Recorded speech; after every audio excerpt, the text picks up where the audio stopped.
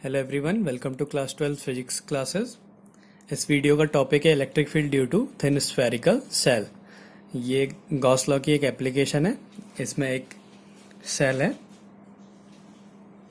Spherical shell, जिसका radius r है।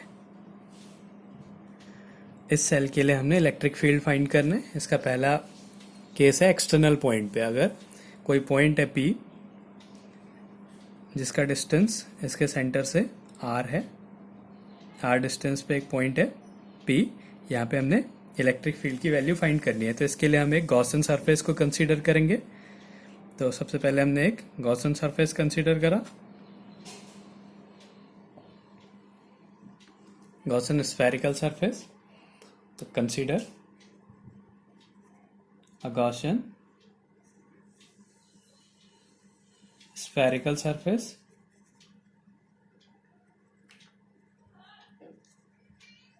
of radius r radius का एक गॉसन स्फेरिकल सरफेस कंसीडर करा। इसके बाद माना इस जो स्फेरिकल सेल है इसका चार्ज q है।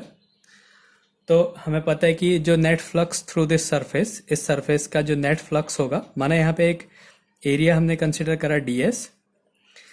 तो इसमें इलेक्ट्रिक फील्ड और एरिया वेक्टर की डायरेक्शन सेम होगी, क्योंकि इलेक्ट्रिक फील्ड पॉजिटिव चार्ज के लिए बाहर को होता है, वो सरफेस के परपेंडिकुलर होगा, और जो एरिया वेक्टर है वो हमेशा सरफेस के परपेंडिकुलर ही होता है। तो जो फ्लक्स होगा phi equals to integration E dot ds हो गया। अब ई ds के बीच का एंगल 0 है, तो ये हो गया इंटीग्रेशन ई ds cos 0 की वैल्यू 1 हो गई, e कांस्टेंट रहेगा, तो ये हो गया इंटीग्रेशन e बाहर निकाल दिया ds। अब ds क्या है? पूरा सरफेस एरिया है। तो एक स्फेयर का जो सरफेस एरिया होता है 4 पाई आर स्क्वायर। तो हम इस ds की जगह 4 पाई आर स्क्वायर लेंगे। r कौन सा लेंगे? कैपिटल R, क्योंकि हमने स्फेयर, ये जो स्फेरिकल सरफेस जो कंसिडर करिए इसको देखना है। तो ये हो गया e into 4 pi r square. ये हो गया फ्लक्स, एक इक्वेशन। अब from Gauss theorem, Gauss theorem क्या कहता है कि phi equals to q upon epsilon naught.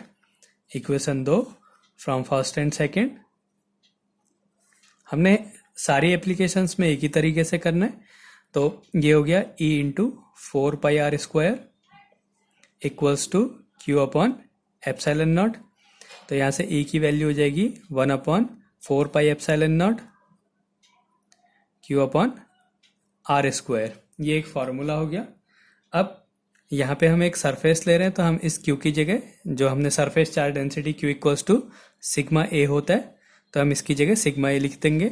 तो ये हो गया e equals to 1 upon 4 pi epsilon not sigma A. अब a क्या है? इसका एरिया है इस स्फेयर का। तो स्फेयर का एरिया 4 पाई आर स्क्वायर हो गया।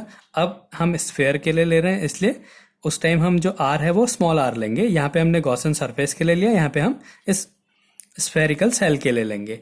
तो sigma into 4 pi r square, इस a की वैल्यू अपॉन आर स्क्वायर, इससे कैंसिल हो गया।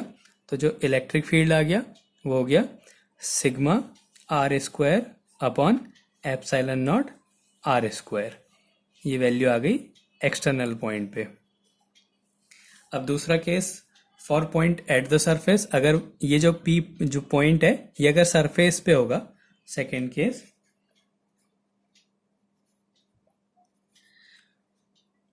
एट द सरफेस, अगर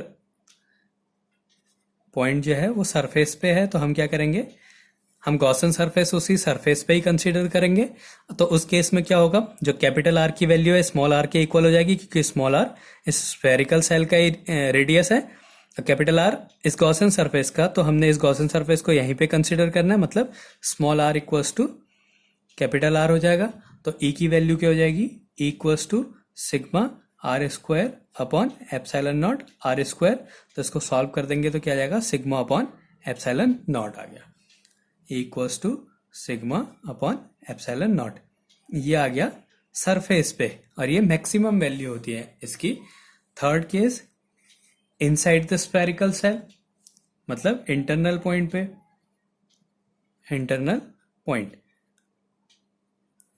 अगर ये पॉइंट P इस सेल के अंदर है तो हमें पता है कि अगर हम किसी कंडक्टर को चार्ज देते हैं तो म्यूचुअल रिपल्सन के कारण वो चार्ज हमेशा सरफेस पे ही आ जाता है। हम किसी कंडक्टर को उसके अंदर चार्ज नहीं दे सकते, वो चार्ज कहाँ पे रहेंगे, सारे सरफेस पे ही रहेंगे। तो क्या होगा, इंटरनल पॉइंट पे Q इक्वल्स टू 0 हो जाएगा। अगर Q 0 है तो इलेक्ट्रिक फील्ड भी 0 हो जाएगा। अगर हम यहाँ पे देख लें तो अगर हम यहाँ पे Q की वैल्यू 0 रख देते हैं तो E की वैल्यू 0 हो जाएगी। तो अगर Q 0 है तो इसका मतलब क्या है, इलेक्ट्रिक फील्ड 0 हो गया। तो ये 3 केस हो गई। एक्सटर्नल पॉइंट पे E की value sigma r square upon epsilon naught r square. अगर पॉइंट सरफेस पे है तो इलेक्ट्रिक फील्ड होगा सिग्मा अपॉन एप्सिलॉन नॉट, और कंडक्टर के अंदर हमेशा चार्ज 0 होता है तो इलेक्ट्रिक फील्ड भी 0 हो जाएगा।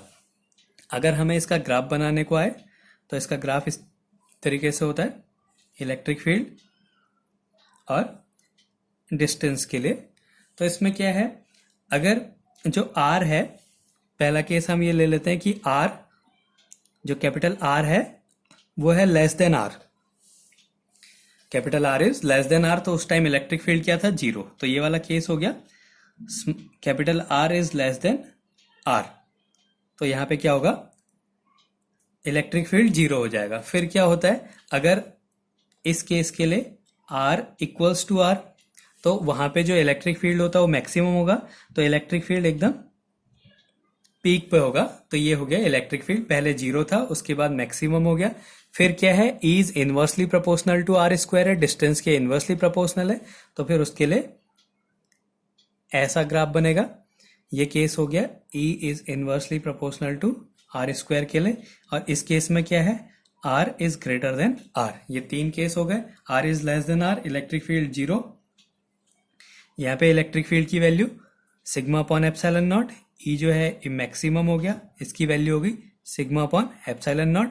और थर्ड केस में जब R की वैल्यू R से बड़ी है तो E equals to sigma r square upon epsilon naught r square. तो ये गॉस लॉ का एप्लीकेशन है कि एक सेल है स्फेरिकल सेल, उसके लिए हम किसी पॉइंट पे इलेक्ट्रिक फील्ड कैसे फाइंड करते हैं। एक्सटर्नल पॉइंट पे sigma r square upon epsilon naught r square, surface पे सिग्मा अपॉन एप्सिलॉन नॉट, और इंटरनल पॉइंट पे चार्ज 0 होने के कारण इलेक्ट्रिक फील्ड 0 हो जाता है। और ये इसका ग्राफ।